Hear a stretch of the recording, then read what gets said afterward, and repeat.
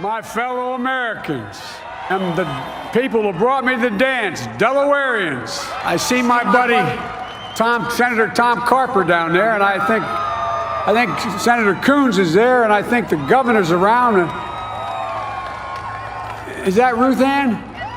And that former Governor Ruth Ann Minner. Most importantly, my sisters-in-law and my sister Valerie. Anyway, folks, the people of this nation have spoken. They've delivered us a clear victory, a convincing victory, a victory for we the people.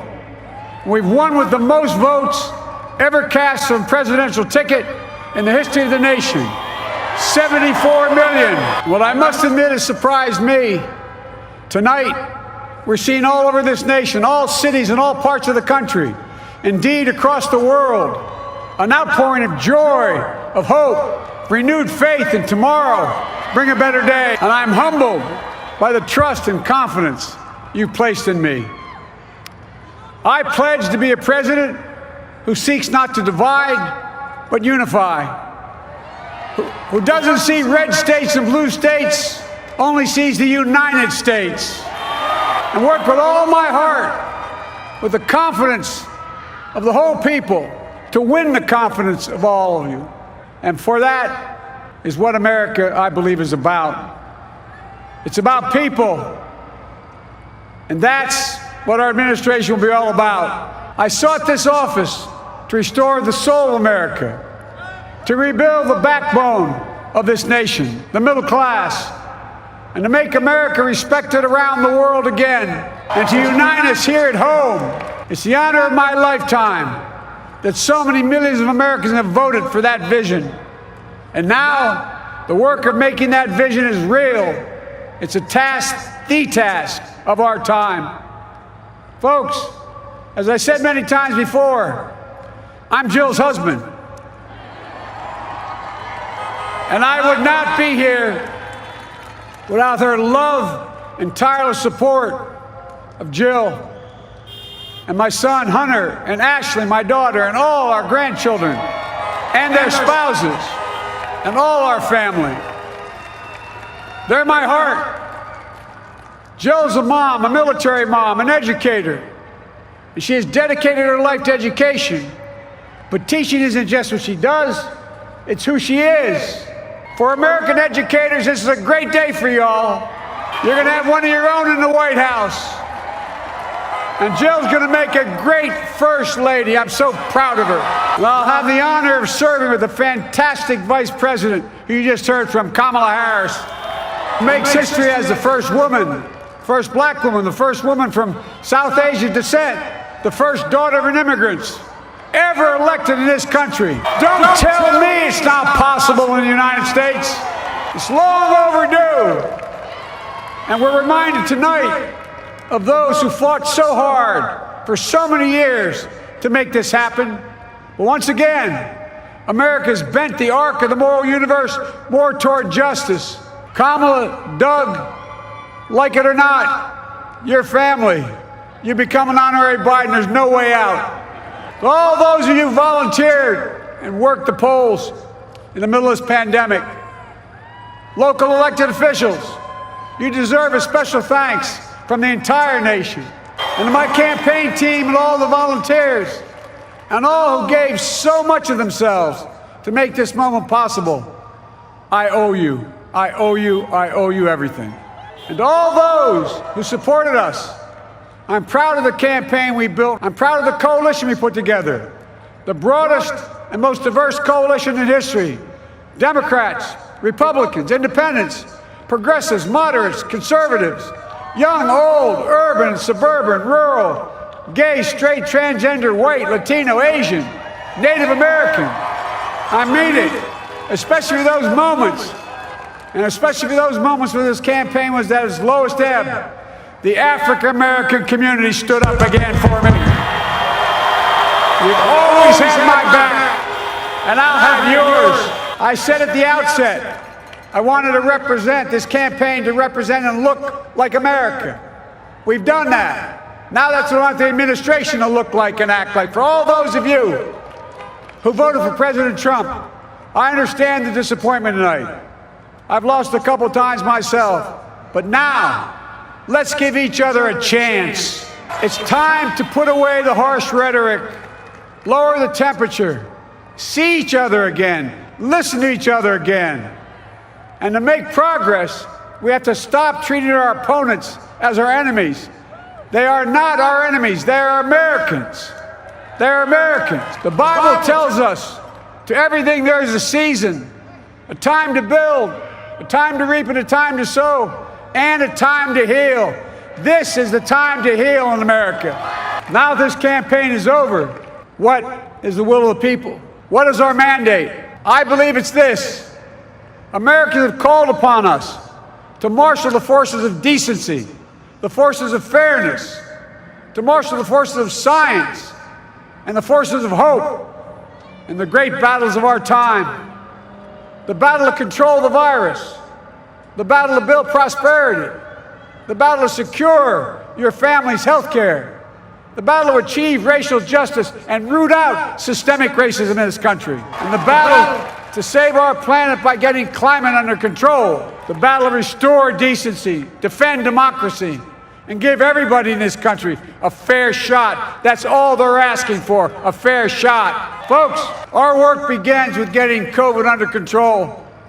We cannot repair the economy, restore our vitality, or relish life's most precious moments, hugging our grandchildren, our children, our birthdays, weddings, graduations, all the moments that matter most to us until we get it under control. On Monday, I will name a group of leading scientists and experts as transition advisors to help take the Biden-Harris COVID plan and convert it into an action blueprint that will start on January the 20th, 2021. That plan will be built on bedrock science.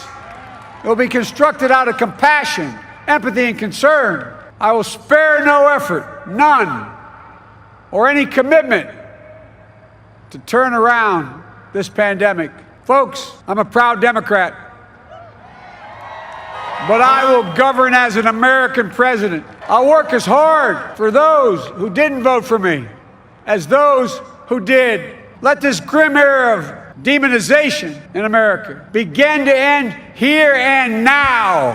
The refusal of Democrats and Republicans to cooperate with one another, it's not some mysterious force beyond our control. It's a decision, a choice we make. And if we can decide not to cooperate, then we can decide to cooperate. And I believe that this is part of the mandate given to us from the American people. They want us to cooperate in their interest. And that's the choice I'll make. And I'll call on Congress, Democrats and Republicans alike, to make that choice with me. The American story is about slow yet steadily widening the opportunities in America. And make no mistake, too many dreams have been deferred for too long.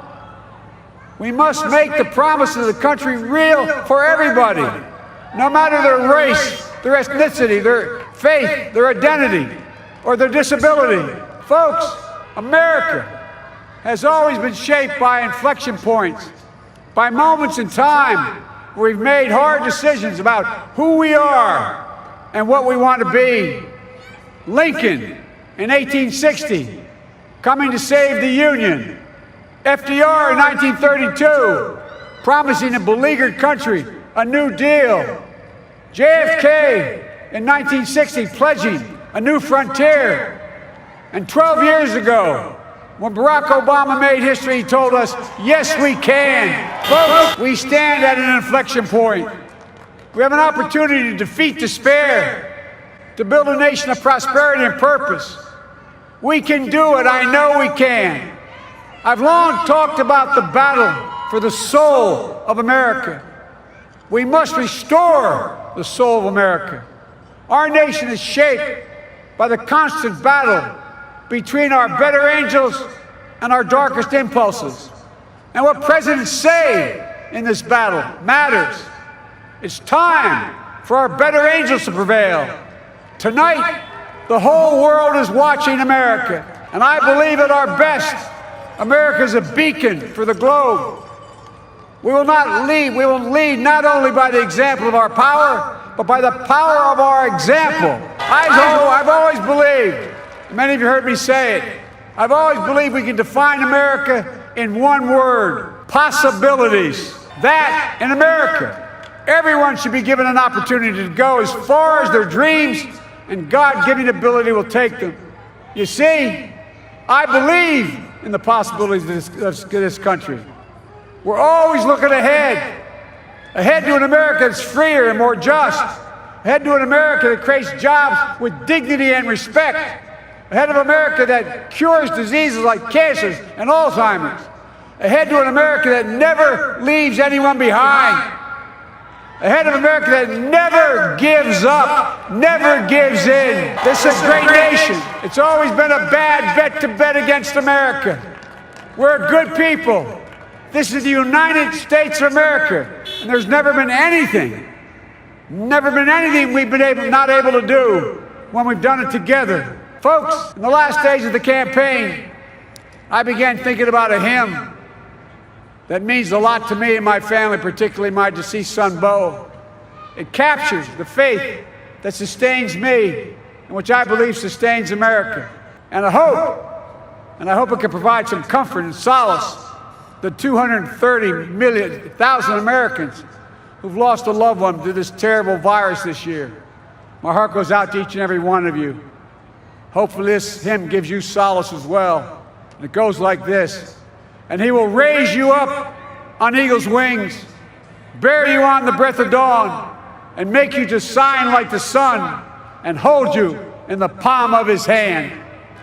And now together, on eagle's wings, we embark on the work that God and history have called upon us to do, with full hearts and steady hands, with faith in America and in each other, with love of country, a thirst for justice.